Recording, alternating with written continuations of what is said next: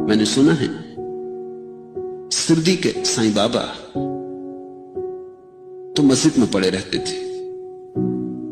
किसी को पक्का पता नहीं कि वो हिंदू थे कि मुसलमान थे। किसी संत का किसको पता चल सकता कि हिंदू के मुसलमान?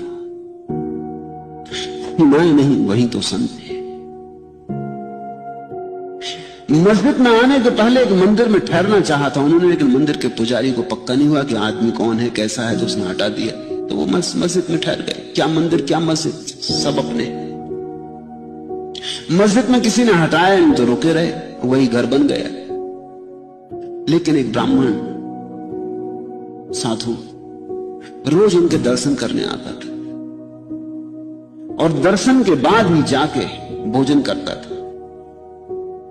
कभी कभी ऐसा हो जाता कि भीड़ होती भक्तों की और दर्शन में देर लग जाती, लेकिन जब तक वो पैर न छू ले तब तक भोजन न करता। कभी कभी सांझ भी हो जाती, तब दर्शन मिल पाते, पैर छू पाता, लौटता, तब कहीं जाके भोजन कर पाता।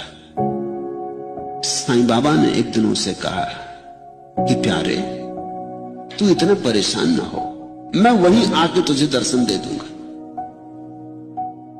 वो तो बड़ा खुश हुआ। उसने कहा तो कल मैं वहीं प्रतीक्षा करूंगा। धन्य भाग मेरे कि आप मुझे वहां दर्शन दे देंगे। दूसरे दिन भोजन बना के जल्दी ही सुबह सुबह नहा धो के भोजन तैयार करके बैठ गया अपने द्वार पर साईं बाबा के दर्शन करने के लिए। कोई आया नहीं। आया एक कुत्ता,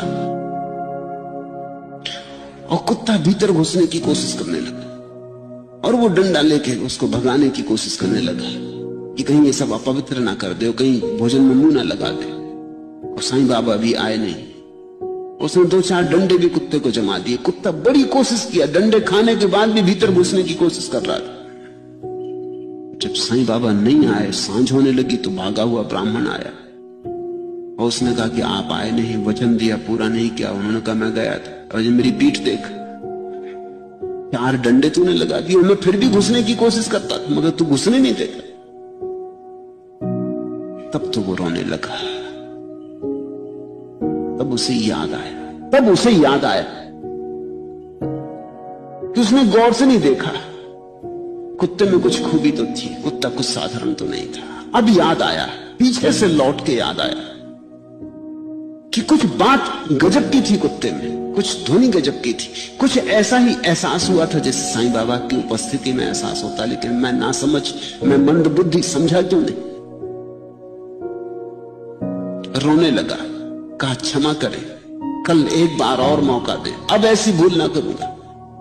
साईं बाबा ने